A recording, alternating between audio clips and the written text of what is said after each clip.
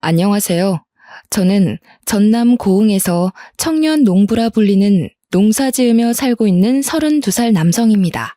젊은 사람이 시골에서 농사를 짓는다 하니 신기하시죠?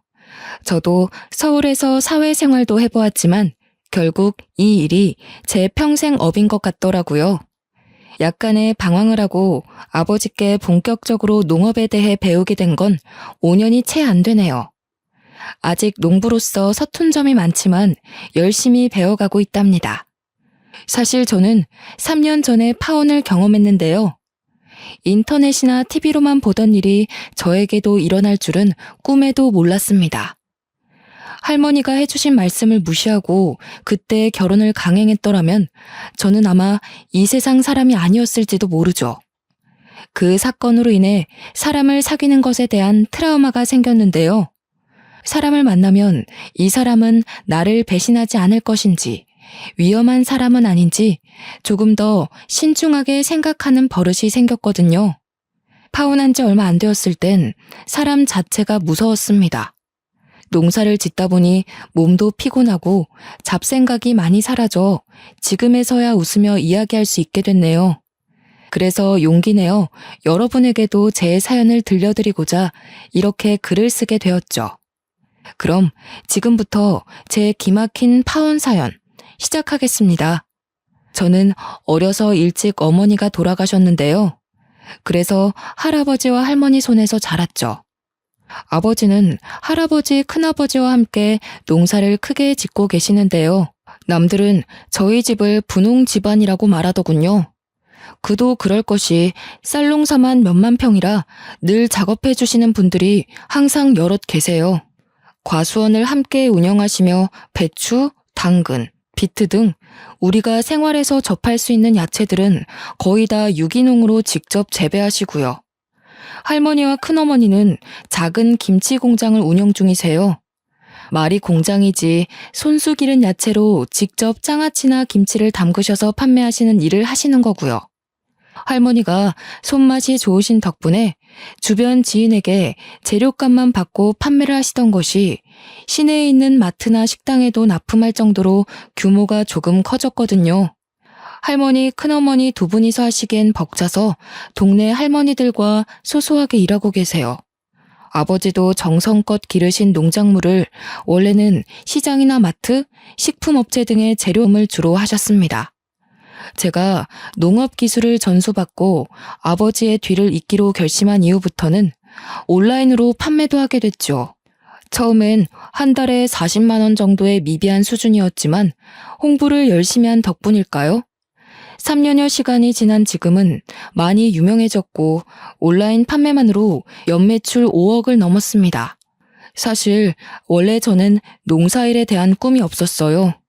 아무것도 없는 시골에서 자란 터라 젊은 패기로 도시에 나가 살고 싶은 열망만 가득했죠.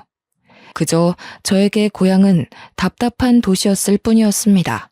집에서 공부를 하라고 강요하지도 않으셨을 뿐만 아니라 하고 싶은 것을 하며 살라고 하셨거든요.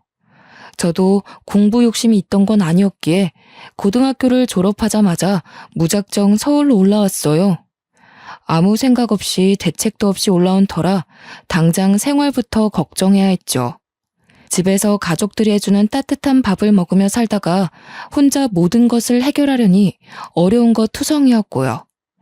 그렇게 성공하겠다는 꿈을 안고 서울로 올라온 저에게 현실은 생각했던 것보다 더 냉혹하고 잔인하더군요. 50만 원으로는 당장 무언가를 할 수도 없었어요.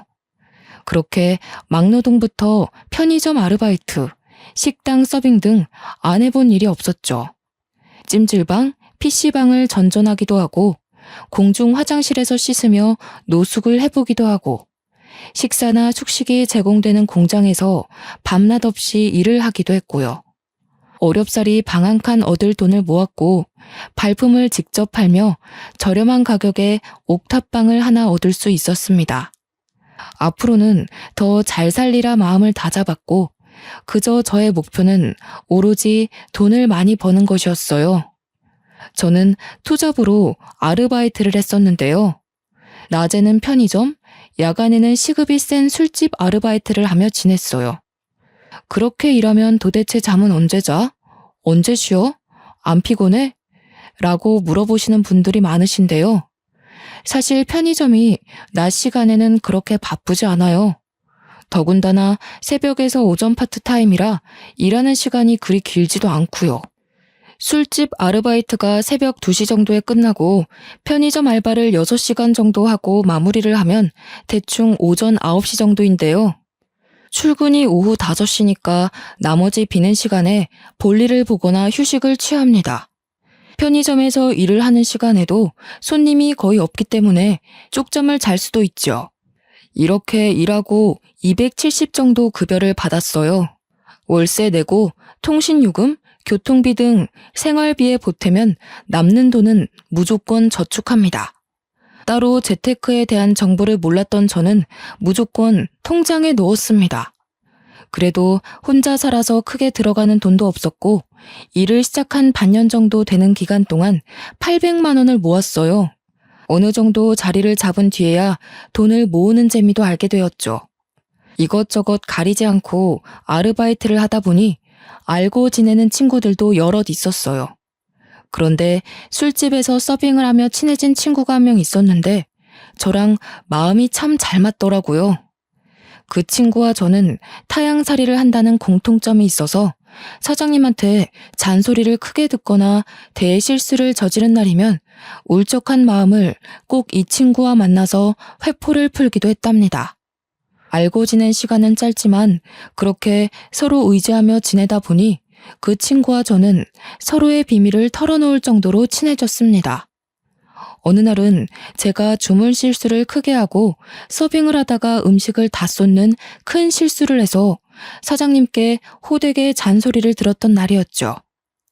평소처럼 또 친구를 불러내 술잔을 기울이며 신세 한탄을 하고 있었습니다. 준성아, 사는 게 너무 힘들다. 돈 벌자고 이 일 저 일 다 하면 뭐하냐? 왜 맨날 나는 실수만 할까? 오늘은 안 하던 실수까지 하고 아주 총체적 난국이더라. 계속 이런 식이면 그만두라고 소리치시는데 어찌나 서럽던지 눈물이 다 나오는데 그래도 남자 자존심에 울지는 않았다. 한잔하자. 가만히 제 녹두리를 듣던 친구가 저한테 뜬금없이 여자를 소개시켜주겠다고 하는 겁니다. 지금도 열심히 돈을 버느라 하루하루가 바쁘다 보니 연애를 할 생각은 없었거든요. 그런데 평생을 모태솔로로 살다 보니 이제는 여자친구 좀 만나봐야겠다는 생각이 들었어요. 광진아, 내가 알게 되는데 진짜 예쁘게 생겼어. 소개시켜줄 테니까 만나볼래? 갑자기 뜬금없이 무슨 소개팅이야. 나 혼자 먹고 살기도 바빠 죽겠는데.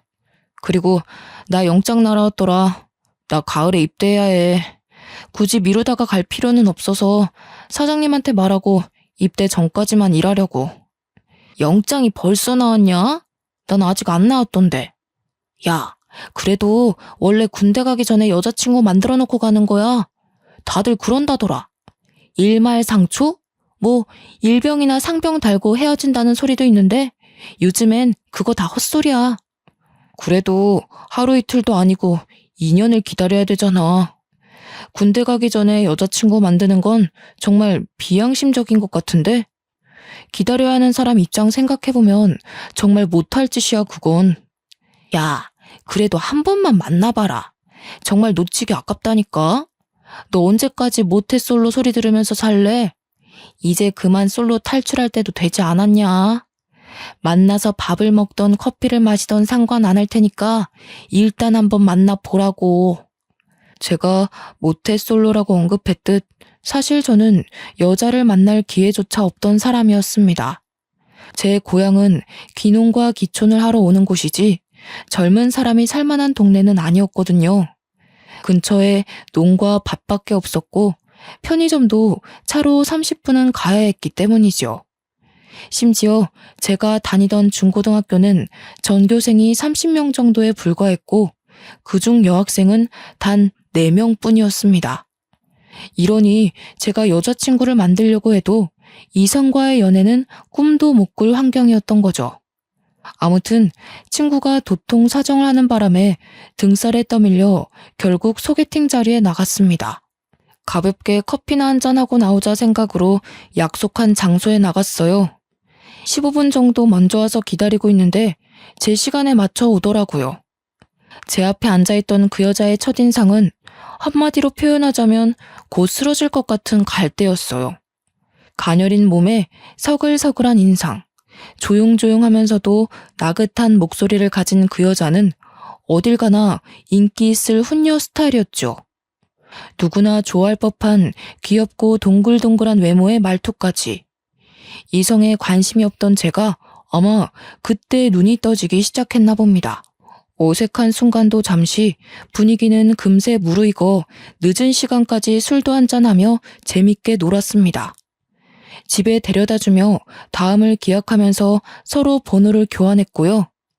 첫눈에 반한 것과 다름없었고 자주 연락해 사적으로 만나는 횟수도 늘어났습니다. 나이도 동갑인데다 그 여자는 모 대학에서 식품영양학을 전공하는 학생이었어요. 제가 밤늦게까지 일을 하고 오면 밥은 먹었냐며 자취방에 간식이나 요깃거리를 두고 가고 몸이 아파서 며칠을 끙끙 앓으면 죽과 약도 사다 주고 저를 살뜰히 보살펴 주었어요. 말도 잘 통하고 취미도 비슷해서 점점 친근감이 쌓여갔고 저를 배려해주고 잘 챙겨주는 모습이 예뻐서 제가 먼저 고백해 사귀게 되었습니다. 제가 이때 소개팅에 나간 게 천추의 한이 되었지 뭡니까? 그리고 여기서 미리 말씀드리지만 저한테 여자친구를 소개시켜준 그 친구와도 인연을 끊었어요. 바로 여자친구 때문에요. 그 이야기는 차차 들려드릴게요. 그렇게 가을이 막 접어들 무렵 저는 군대를 가게 되었죠. 여자친구는 군대에 가서도 그 먼 거리를 매주 면회와 주었고 면회를 못 오는 날이면 편지나 전화를 꼬박꼬박 해주었어요. 여자친구 덕분에 군 생활을 아무 이상 없이 잘 마칠 수 있었다고 해도 과언이 아니었죠. 신기한 건 중간에 한 번도 헤어짐의 위기가 없었다는 겁니다. 그만큼 여자친구가, 때로는 제가 서로에게 잘 맞춰주며 예쁘게 만났다는 증거겠죠. 전역하고 나서는 여자친구에게 꽃신을 신겨주며 앞으로 행복하게 해주겠다고 프로포즈를 했습니다. 여자친구는 어려울 때 사람 버리는 것 아니라며 프로포즈를 받아주었고요. 미래를 함께하기로 약속했고 서로 자리를 잡을 때까지 서로를 응원해주기로 했어요. 정확한 직업이 없었던 저였기에 결혼을 꿈꾸며 꾸준히 자격증을 취득했습니다.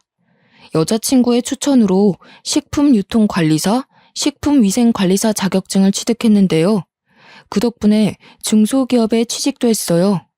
식당에 재료를 납품하는 회사였는데 규모는 크지 않아도 잘릴 걱정 없는 안정적인 곳이었죠. 급여도 새우 300 정도로 어느 정도 먹고 살만한 정도였고요. 여자친구도 대학을 졸업해 학교 영양사로 근무하게 되었습니다. 어느 정도 각자 직장에서 자리를 잡아 나이도 20살 중반이 넘어가던 시기였어요. 더 늦기 전에 결혼을 해서 더 안정적인 삶을 살아보자고 얘기한 뒤 저희는 양가 집안에 인사를 드리기로 했습니다. 먼저 저희 집으로 인사를 가기로 했죠. 깡시골인 저희 집을 보고 실망하지는 않을까 조마조마했죠. 여자친구는 오히려 그런 걱정을 하는 제가 이상하다며 혼을 내더라고요. 쓸데없는 걱정이라며 제가 결혼할 여자친구를 데리고 온다는 소식에 시골집답게 온 집안 사람들이 다 모였습니다. 아이고, 어서 와요, 아가씨. 먼 길 오느라 고생이 많았어요. 힘들진 않았고? 서울 아가씨들은 다 이렇게 예쁜가 보네. 나는 광진이 큰엄마 되는 사람이에요. 우리 손자 며느리 왔구만. 배고플 텐데 식사부터 거들자고요. 우리 광진이가 잘해줘요. 녀석이 무뚝뚝한 구석이 있어서 걱정했는데 이렇게 지색씨를 더 가고 데려올 줄이야. 잘 왔어요. 나는 광진이 할애비 되는 사람이에요. 안녕하세요. 김혜진이라고 합니다. 광진 씨와 좋은 감정으로 만나고 있어요. 진작 찾아뵀어야 하는데 그러지 못해서 죄송합니다. 늦게나마 인사드리게 됐네요. 잘 부탁드립니다. 할아버지, 할머니, 아버지, 큰아버지 댁까지 모두 거실에 빙 둘러앉았죠. 명절을 보내는 듯한 느낌이었고 여자친구가 충분히 부담스러워하고도 남을 상황이었어요. 노심초사하며 저는 여자친구의 눈치를 살피기 바빴습니다. 그런데 집에 인사 온 여자친구의 얼굴을 할머니가 뚫어져라 쳐다보시더니 점점 표정이 굳으시는 겁니다. 우선 먼 길 왔으니 식사부터 하자며 화기애애한 분위기가 유지됐지만요. 식사가 끝난 후 큰어머니가 다가와 차를 내주셔서 이런저런 대화를 하게 되었습니다. 혜진이라고 했던가? 아가씨 부모님은 어디서 무얼 하시는 분인가? 우리 광진이랑은 어떻게 만났고? 우리 광진이랑 오래 연애했다면서? 그동안 왜 한 번도 인사를 오지 않았누? 여자친구 있다는 소리를 듣지도 못했는데. 네, 할머니. 저희 부모님은 평범하세요. 아버지는 작년에 교직에 있다 정년 퇴임하셨고요. 제가 좋은 친구 있으면 소개시켜달라고 떼를 썼는데 마침 광진 씨랑 딱 눈이 맞았지 뭐예요? 더 일찍 인사드리지 못해서 죄송해요. 굳은 표정의 할머니는 여자친구를 위아래로 훑어보며 의심의 눈초리로 꼬치꼬치 캐묻기 시작하셨어요. 집안 어른이 물어보시는 거라 제가 함부로 하지 말라고 할 수도 없는 노릇이었고 여자친구가 불편해할 것을 생각한 저는 이러지도 저러지도 못해 매우 답답했죠. 할머니는 계속해서 알 수 없는 표정을 지으시더니 마지막에는 여자친구의 사주를 물어보기까지 하시더라고요. 여자친구는 당황하는 기색 하나 없이 웃음을 잃지 않고 물음 하나하나 정성스런 대답을 해드렸고요. 여자친구가 부담스러워할 걸 알았는지 큰어머니도 이제 늦었으니 그만 쉬자며 화제를 돌려주셨죠. 그렇게 별다른 일이 없이 그날은 그렇게 마무리가 되었습니다. 저기요, 우리 할머니가 좀 유별나시지? 많이 곤란했겠다. 우리 할머니가 내가 유일한 손자라서 그런지 나한테 애정이 좀 과하셔. 내가 결혼할 여자를 데려왔다니 괜히 저러시네. 자기가 이해 좀 해줘. 내가 대신 사과할게. 아니야. 할머니 입장에서는 충분히 그럴 수 있지. 내가 할머니였어도 그랬을 거야. 노파심에 걱정되기도 하시고 내가 궁금하기도 하신 거겠지. 난 오히려 그렇게 말 걸어주신 게 감사한걸. 내일 일찍 올라가야 하니 피곤할 텐데 어서 자자. 여자친구와 저는 하룻밤을 자고 다음날 아침 식사 후 서울로 올라왔어요. 서울에 올라와서 할머니의 표정이 내내 마음에 걸렸던 저는 할머니께 전화를 했습니다. 그래도 처음 인사 간 자리인데 너무하신 거 아닌가 싶은 서운한 마음도 들었어요. 할머니, 저 잘 올라왔어요. 혹시 제 여자친구 마음에 안 드세요? 인사드리는 내내 표정이 안 좋으셔서요. 손주가 결혼한다는데 예쁘게 봐주세요. 예, 광진아. 여자친구와 결혼은 다시 생각해보는 게 어떻겠냐? 이 할미가 노파심에 하는 얘기지만 그 아가씨 우리 집에 들어왔을 때 주변이 까맣더구나. 인상만 보면 좋은데 내가 하도 이상한 기분이 들어서 말이다. 사주에 남을 해하는 살이 많이 꼈더구나. 너 그 아이랑 꼭 결혼해야겠니? 에이, 할머니, 요즘 그런 게 어딨어요. 제 여자친구 저한테 얼마나 잘해주고 착한 사람인데요. 모르세요? 저 군대 갔을 때도 매주 면회 오고 아프면 약 챙겨줘, 힘들면 고생했다고 위로해줘. 이런 여자 어디 없어요. 그래도 이 할미는 영 찝찝해서 말이다. 아직 시간 많으니 결혼은 조금 더 신중하게 생각해보는 게 좋겠구나. 끼니 거르지 말고 조만간 또 연락하자꾸나. 저는 어른이 느끼는 노파심에 하시는 말씀인가 보다 하고 별일 아닌 듯 넘겼죠. 하나밖에 없는 손자가 결혼을 한다는데 당연히 걱정이 많으시지 않겠어요? 저희 집에 인사를 다녀온 며칠 뒤 여자친구 집에도 인사를 다녀왔습니다. 여자친구네 집은 평범한 집이었어요. 교직 생활을 하시다 작년에 정년퇴임을 하셨다는 예비장인, 예비장모는 가정주부셨습니다. 두 분 다 인상이 매우 좋으셨고 저를 환대해 주시며 우리 아들이라며 매우 친근하게 대해 주셨죠. 여자친구 집에 인사를 다녀온 뒤에는 예비장인, 예비장모와 함께 식사 자리를 자주 가졌어요. 결혼 전에 자주 만나뵈야 서로 익숙해지고 사이도 좋아지니까요. 그 뒤로도 할머니는 저에게 안부 연락을 하시며 여자친구에 대한 이야기를 계속 하셨어요. 광진아, 이 할미 말 들으래도 영 찝찝하다. 안 좋은 기운이 느껴져. 정말 그 결혼 다시 생각해 볼 수 없겠니? 이 할미가 이렇게 부탁하마. 할머니, 이제 그만 좀 하세요. 제 여자친구가 어디가 어때서 그래요? 차라리 마음에 안 들면 안 된다 이야기를 하세요. 안 좋은 기운이 느껴진다 어쩐다 하지 마시고요. 제가 결혼할 여잔데 한 번만 봐주시면 안 돼요? 할머니한테 못하는 말이 없구나. 다 이유가 있어서야. 내가 내 입으로 말해주련? 손자라고 하나 있는데 이 할미 마음을 이렇게 몰라줘서야. 할머니가 제 걱정해 주시는 건 알겠는데요. 곧 상견례인데 그 자리에서는 더더욱 조심해 주세요. 하나밖에 없는 손자가 평생 결혼도 못하고 혼자 늙어 죽으면 좋으시겠어요? 제가 짜증을 내며 할머니께 한 소리 하자 할머니는 깊은 한숨을 내쉬면서 알겠다고 하셨어요. 한 달 뒤 드디어 상견례 날이 다가왔습니다. 여자친구와 저는 먼 길 오시느라 고생하실 어른들 위해 고급 한식집을 예약했어요. 서로 반갑게 인사를 나누고 식사를 하기 위해 자리에 앉았는데 아니나 다를까 할머니는 여자친구와 예비장인, 예비장모의 얼굴을 번갈아 보시더라고요. 점점 표정이 점점 어두워지셨고 저는 예비처가 분위기를 살피느라 정신이 없었습니다. 네, 뭐 좀 물읍시다. 늙은 노인네가 노파심에 물어보는 거니 혹여 기분이 나쁘더라도 대답해 주시오. 혹시 직업이 있소? 가진 재산은 어느 정도요? 먹고 사는데 지장은 없는가? 어르신, 저는 작년에 교직에서 물러나 정년퇴임을 했습니다. 재산은 지금 살고 있는 집 한 채, 그리고 우리 혜진이 결혼시킬 돈 정도는 충분히 있습니다. 노후 준비도 다 해놓은 상태입니다. 더 궁금하신 게 있으실까요?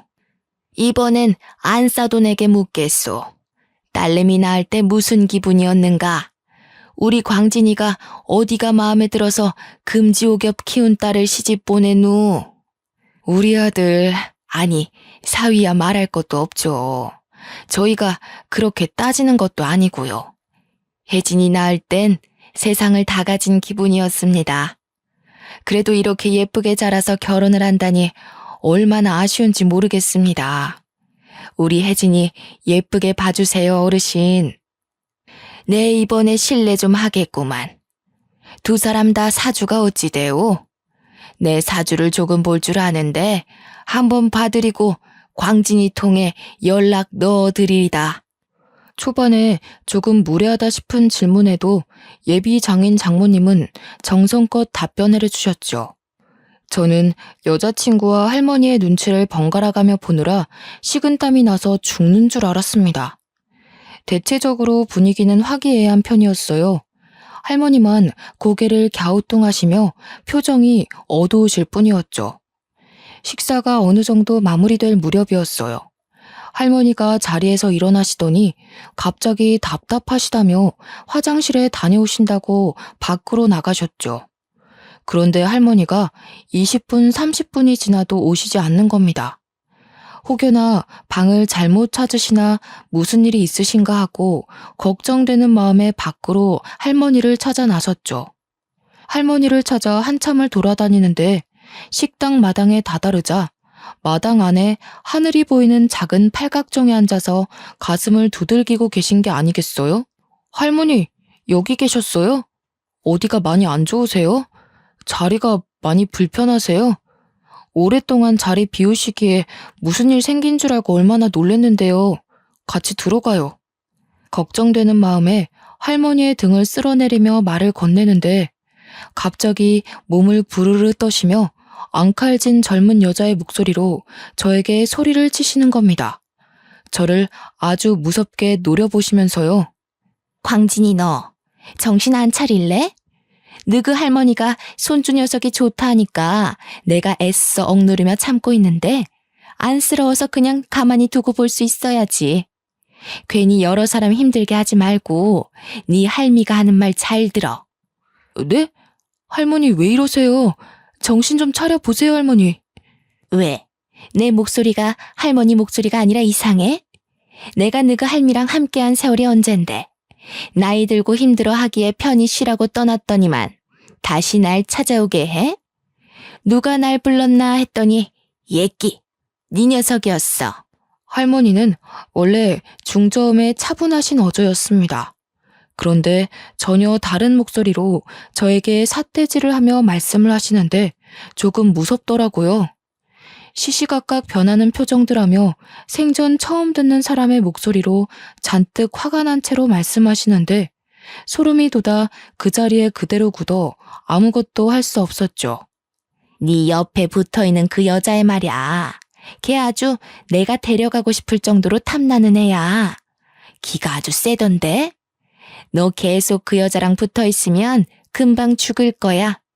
그러니 너 할머니가 하는 말 헛소리라 생각하지 말고 그냥 들어. 사실 할머니가 젊었을 때 고흥에서 유명한 무당이셨거든요. 환갑이 넘으신 뒤로는 약간의 신기는 남아있었으나 건강상의 이유로 법당을 정리하셨죠. 그 뒤로 할아버지, 아버지, 큰아버지 댁과 함께 농사를 짓고 계시는 거거든요. 곧이어 할머니가 진정이 되고 나서 저에게 다시 말씀하셨어요. 제가 알던 원래의 모습으로 제 손을 잡으며 미안하다고 하시더라고요. 광진아, 네 색시 될 사람 내가 뭘 어떻게 하지는 못하다만 여전히 느낌이 좋지 않아. 사돈 될 사람들도 하나같이 주변이 까맣더구나. 분명 무언가가 있는 게야. 네 색시를 보면 말이다. 여자의 비명소리, 아이 울음소리가 애처롭게 계속 귀에 맴돌아. 할머니, 좋은 날까지 꼭 이러셔야 해요? 제 여자친구가 도대체 어디가 이상하다는 거예요? 요즘 세상에 누가 그런 걸 믿는다고 그래요? 제 여자친구가 사람이라도 죽였다는 말씀이세요? 네? 이 할미가 노망났네 생각할 수도 있지. 좋은 날 앞두고 내가 괜히 방해하는 것 같아 미안하구나. 네 색시 될 사람부터 사돈 될 양반들 사주까지 하나같이 다 좋지 않아. 온갖 살이란 살은 다 껴있어. 너 그 사람들이랑 붙어있으면 오래 못 산다. 그러니 광진아, 이 할머니 얼굴을 봐서라도 조금만 시간을 두고 생각해보면 안 되겠니? 마지막 부탁이다. 솔직히 할머니가 이렇게까지 말씀하시니 저도 사람인지라 괜스레 찝찝한 마음이 들기 시작하더군요. 여전히 사랑하는 여자친구지만 저도 사람인지라 할머니의 말을 더 이상 무시할 수가 없겠더라고요. 생각을 좀 정리한 뒤 이러한 상황에 대해 여자친구에게 직접 묻고 싶었습니다. 어디서부터 어떻게 물어야 할지, 무엇부터 다가가야 하는지 고뇌하게 되었죠. 하지만 굳이 그럴 필요가 없게 되었죠. 그렇게 시간이 지나 심란한 마음으로 하루하루를 보내고 있었는데 모르는 번호로 연락이 오는 겁니다. 안녕하세요. 혹시 김혜진 씨 아시죠?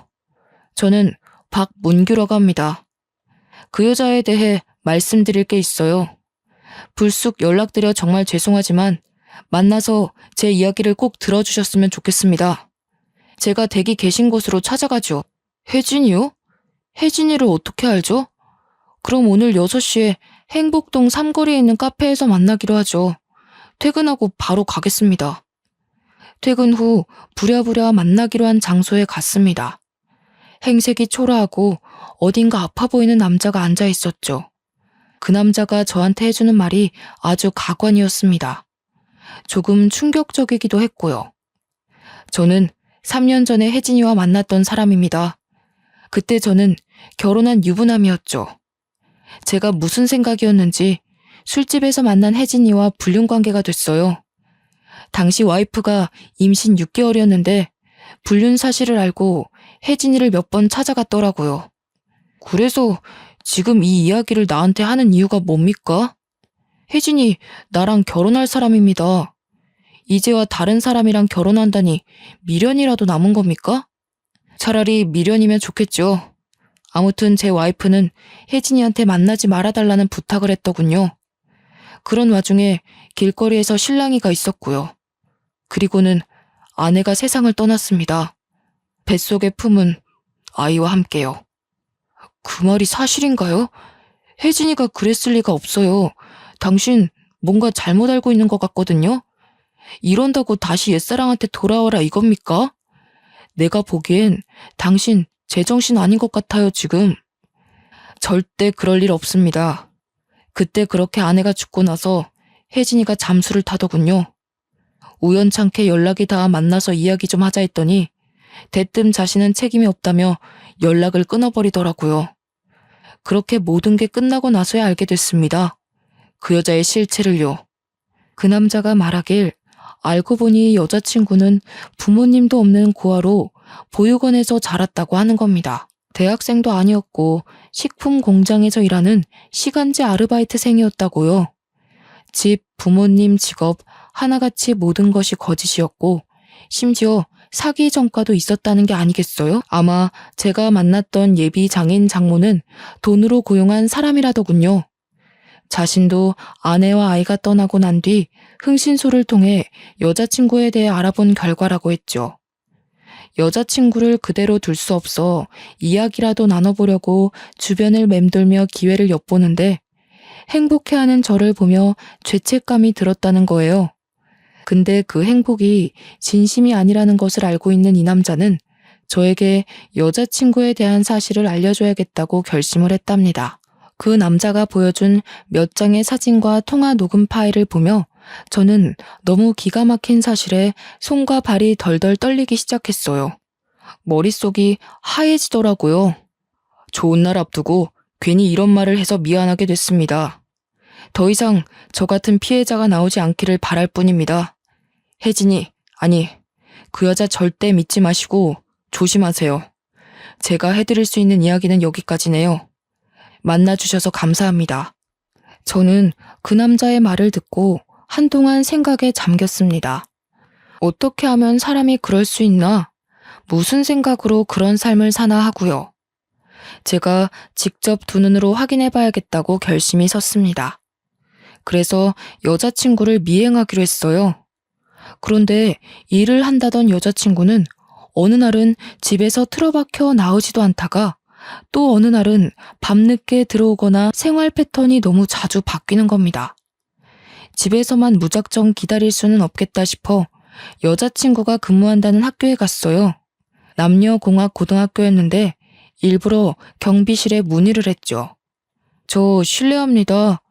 여기 학교에 근무하는 김혜진 선생님을 만나 뵙고 싶은데요. 어디로 가면 되나요? 제가 방문은 처음이라 잘 모르겠어서요. 누구요? 김혜진 선생님이요?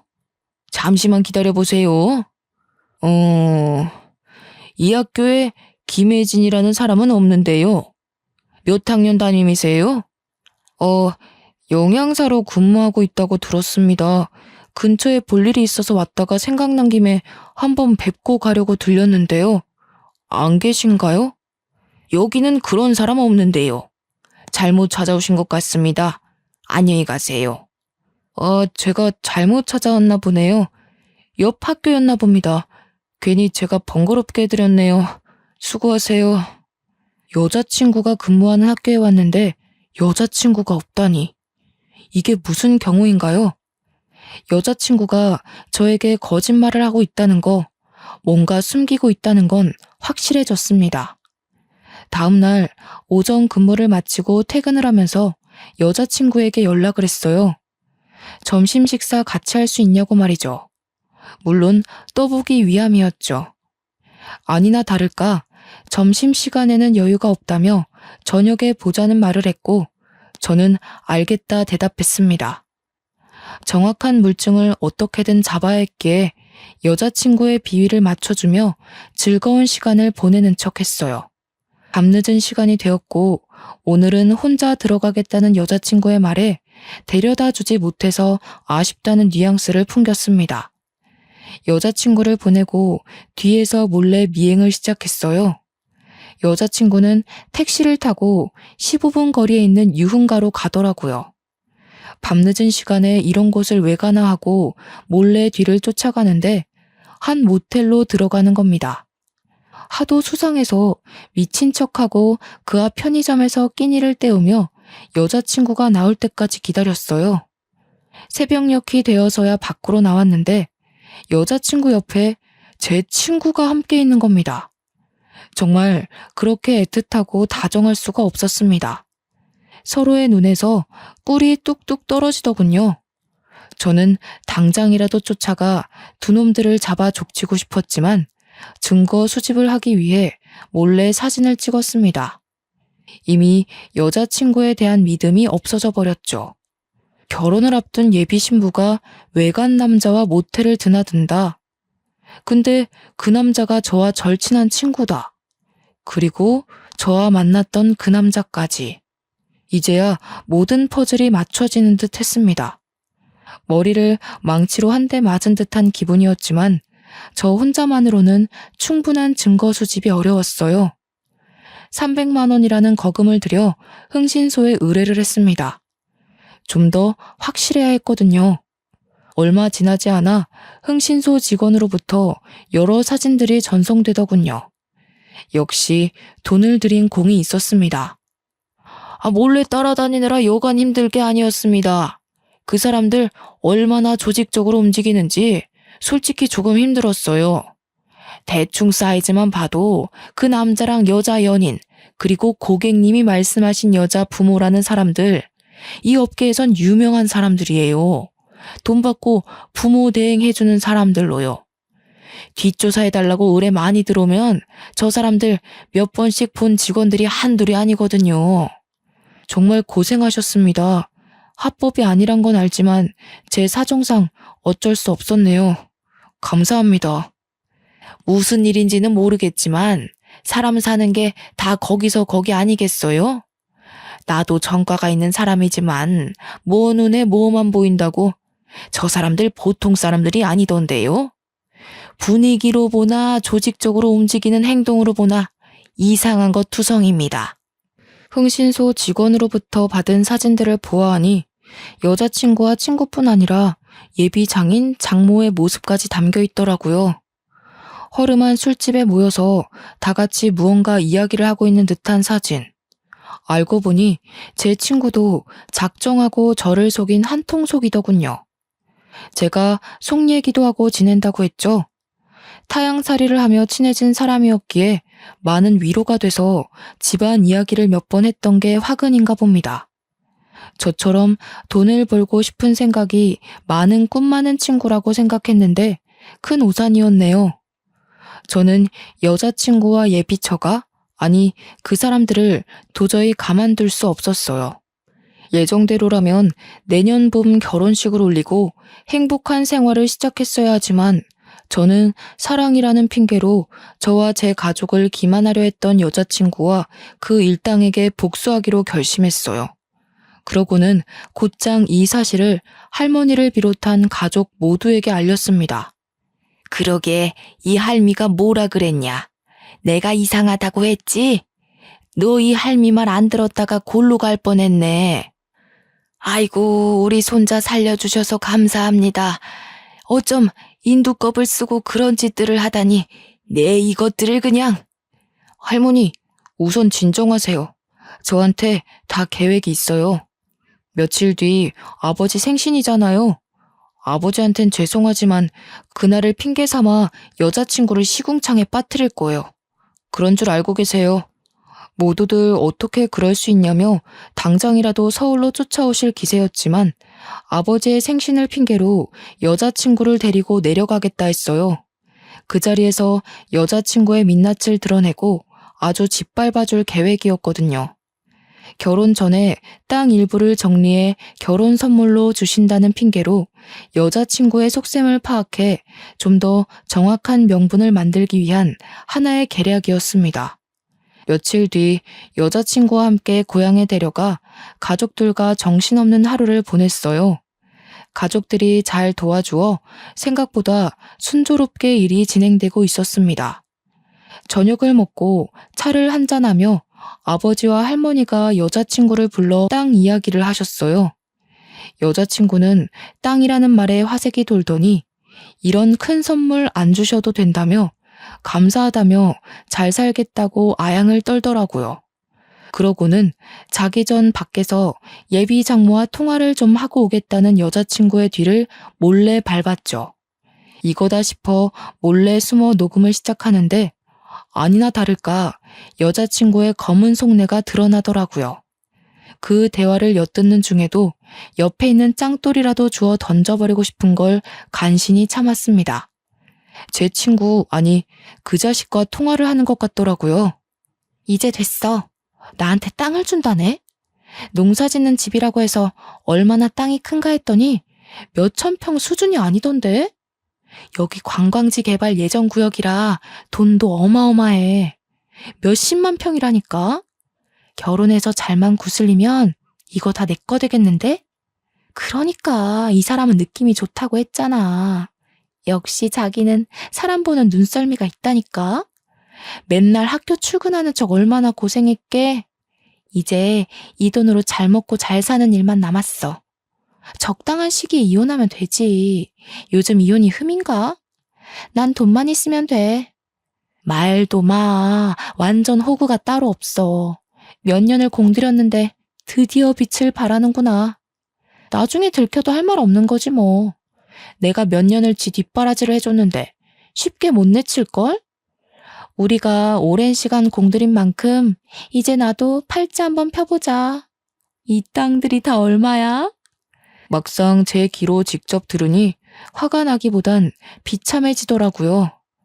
저와 함께했던 몇 년의 시간이 저 여자에게는 그저 돈을 벌기 위한 수단일 뿐이었던 거죠.